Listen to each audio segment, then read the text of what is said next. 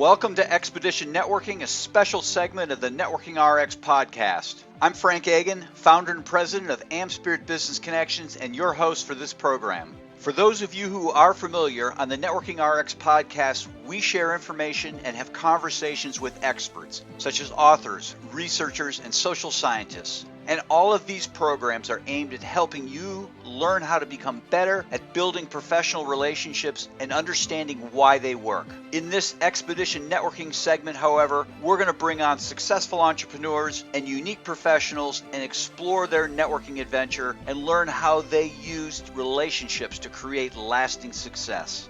Today on Networking Expedition, we have Trey Kauffman. He is an entrepreneur. He's a podcaster. He's an advocate for demanding the very best for ourselves. His goal is to empower others to look inward and find the happiness they deserve. His spiritual awakening occurred after realizing others don't hold the key to his happiness, and through ridding himself of corporate toxicity, he was able to build a business and a life he can reflect on daily with extreme gratitude. Trey, welcome to the program. Frank, thank you so much for having me. I really appreciate it. I'm glad you're here. I was on your podcast. You do a wonderful show, and I enjoy listening to different episodes of it. So let's start out, and let's please share for our listeners a little bit about yourself, your business, and the journey as to how you got to this point. You talk about corporate toxicity. There's got to be a story there, right? Yeah. So go ahead. Absolutely. So I'm a web designer by trade. I started my company 2237 Designs about a year and a half ago, and that was not my first foray into entrepreneurship. Previous to that, I had a different agency type company that I had started, and I took on a couple of partners. And unfortunately, and I don't hold negative emotions toward it anymore, because that's something I had to let go of. That partnership just did not work out. So there were a lot of great business lessons in that, and I was able to use those moving forward into the company that I know and love today. So, I'm sure we'll dig quite a bit into it, but Frank, I want to thank you, because I would say both indirectly and directly, you changed my life through AmSpirit and through networking and through helping me build better business and personal relationships. So thank you for that. I truly mean it. It's really been a great experience for me, learning how to operate both myself and my business in today's world, because things change. Things change yearly. Obviously, we're in a year that things have shifted drastically, but being able to stay connected with those people that you care about and those people that you want to build strong relationships with has never been more important. Yeah, no, that's very, very true. It's very true. So networking has certainly played a role. I mean, you're an entrepreneur. I mean, I know the answer. I know you network. Yeah. When did you first sort of realize that, hey, wait a minute, I need to double down on this? Yeah, absolutely. So to answer, I guess, a couple of questions, with one swing, I prior to even, thinking about becoming an entrepreneur, I was with a handful of companies. I bounced around a lot in the professional environment. And the last one, I don't have any negative feelings toward. They were great toward me. It was a dental office, and I told them I would like to leave at some point in time to pursue my own path. And so at that dental office, we were members of AmSpirit. And that's where I really started to get a feel for, what real networking is and real relationship building is. To me, previous to that, it was always just show up, bounce around a room, shake a few hands, push as many business cards into people's hands as you can, and have a few too many drinks. And that was what I always thought networking was. But when I first got my feet wet with AmSpirit, and I will say, I was reluctant at first, because I didn't think it was going to be any different. But as I realized the true value there, that's when I really started to learn how people want to help others grow and build their businesses, and not just, set up coffees so it can be all about me, but, people within the AmSpirit organization actually want to see you grow so they can grow in turn. So, it was probably 3 or 4 years ago that I started to make that shift in my own mind, saying, okay, there's a lot of value here to what, you, to your credit, have built. Well, I appreciate that. I do appreciate that. Growing up, what did you want to be? First and foremost, I think, it went from baseball player to astronaut. And I was quickly disillusioned in regard to professional sports. It went come high school when I realized that it wasn't just about fun, but it was about, competition. So that kind of pushed me out of that. I still have a very strong obsession with space. If I was an engineer, if I had, as the industry changes and now as we get actually closer to getting to Mars, that dream, there's still a little flicker of it in the back of my mind or the back of my heart. But I really think that's what I really wanted to be as a kid. My dad, he's always worked in business and banking. And so there was always that bug in there somewhere, maybe laying dormant. So that's, I guess, where I got that drive from. And I, of course, always had an interest in computers. I was in computer science classes, web design classes, and then that's kind of stuck with me. And here I am. That's interesting you say that. In college, I had to take a lab science, and I picked astronomy, thinking, okay, I'm going to learn constellations. This will be really cool to go out at night and be able to point out things. And it's anything but that. Right. And which is cool because you really learn about the physics of it. And I find myself, my favorite television channel is just watching YouTube. Yeah. Just watching shows on, okay, when are we going to go to Mars? What's it going to look like? Should we go to Venus?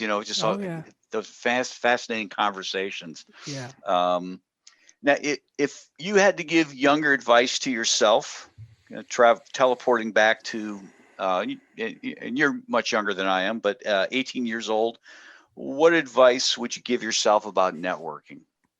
Hopefully you don't mind me sharing this. I think before we started recording, you talked about, all of these accolades you have, which you should be very proud of. And you wished you would have, spent more time. And I say this in jest, drinking. Well, I just wish I would have spent less time drinking in my 20s and more time pursuing the things that I knew I wanted to pursue.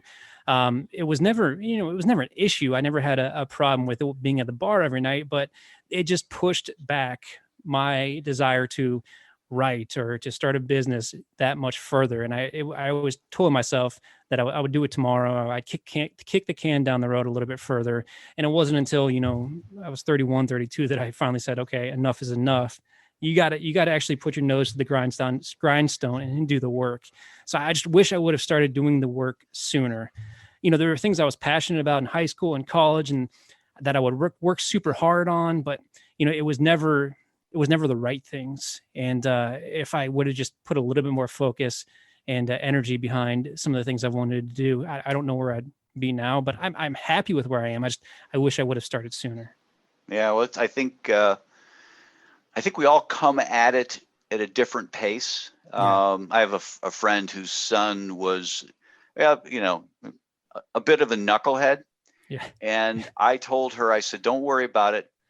Guys eventually get serious. Yeah. And he got a girlfriend and everything changed. Everything totally changed for him. Absolutely. So I think we all, we all come at it at our own pace. Here's a quick question for you, or hypothetical. Totally hypothetical. I'm not offering you $1 million, but if you won $1 million in the lottery, after taxes, no retiring, not enough to retire, no retiring, no paying down debt. How would you invest that in your business? So, no vacations. Sure. How would you invest that in your business, your podcasting? 2237 Designs. How would you go about doing that? Maybe it's because I'm reading Super Pumped right now. It's the Uber story, but I've always had a strong interest in venture capitalism, especially in the tech industry. So I would like to at least explore the idea of putting some money into a tech startup. But in direct relation to my business, my podcast, I would love to be able to pay somebody to do my social media, to edit the podcast, to do all the things that I spend 6 to 10 hours a week on outside of the actual recording. That would be phenomenal. in regard to, building, that's tough with my business because, after I guess my outlook on partnerships or even larger than solopreneurship, my taste on that was soured. I kind of decided I didn't really want to grow. I can do everything I'm doing now it's enough for me to live a comfortable life. And so I don't know how. I'm sure I can make use of the $1 million, but I don't necessarily know how I would invest it into my day-to-day business because I like working for myself. I like being able to make the decisions. I like having the flexibility and the nimbleness to work closely and build those strong relationships with clients where I don't have to work through a project manager or through an account rep.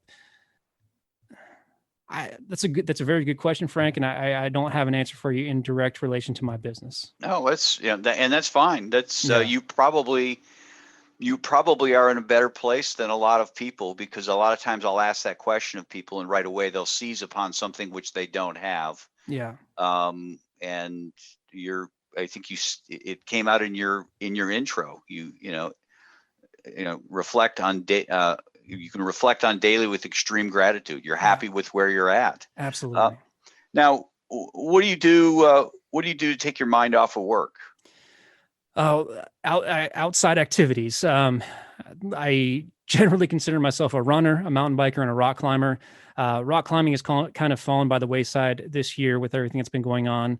I don't really want to climb with a mask on. But mountain biking, that's been a huge passion of mine. So I bought an old mountain bike earlier in the year, actually right as everything was getting bad.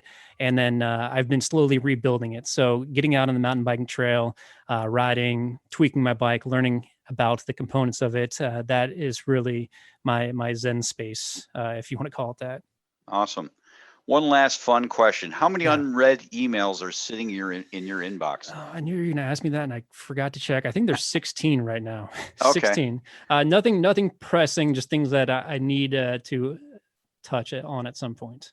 Well, I mean, it sounds like you've read them, but just haven't dealt with them. There's a total difference there. That's true. That's very true. Okay, then the answer should be 0 then. Yeah, no, I mean, you're exactly like I am. I touch everything, and I try to respond. Hey, I'll get back to you, or I'll punt it off or do whatever. But I'm probably right where you're at. Okay. Perfect. Yeah, I have more than normal in there undealt with because I've got a printer issue now I'm getting dealt with tomorrow. Yeah. But normally, it's just like it's clutter. I just want to be done with it. I agree.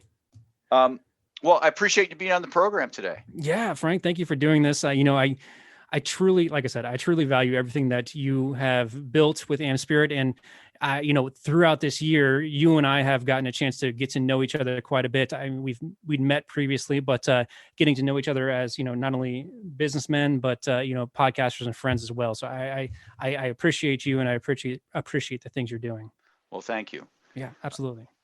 To wrap things up, remember, we're looking for some enterprising business types to join our team as franchisees of AmSpirit Business Connections. Our franchisees work with entrepreneurs, sales representatives, and professionals in their area to help them become more successful through networking and the exchange of quality business referrals in a structured weekly morning meeting. This is a unique franchise opportunity, you see, because these meetings are in the morning. A successful business type or professional can add this franchise opportunity onto what they're already doing. Again, all of our franchisees do something else. For a couple hours in the morning, a few mornings a week, these franchisees work the AmSpirit Business Connections model. The rest of the time, they're attorneys, accountants, realtors, coaches, and consultants of various kinds.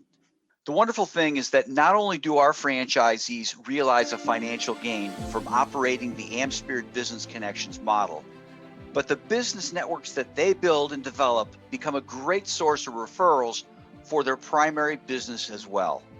Perhaps you know someone, perhaps you are that someone. Whatever the case, to learn more about the AmSpirit Business Connections franchise opportunity, please contact me using the email in the show notes or the one we provide at the end of this program. Thanks for joining us on the Networking RX podcast. Please put what you've learned into action today and let us know if you have questions, comments, or ideas for future topics. You can email them to us at podcast@amspirit.com. That's AmSpirit.com. Finally, so you never miss an episode, be sure to subscribe to the Networking RX podcast through iTunes, Overcast, or however you receive your podcasts. Now get out and network with someone. The Networking RX podcast is the copyright production of AmSpirit Business Connection. All rights reserved.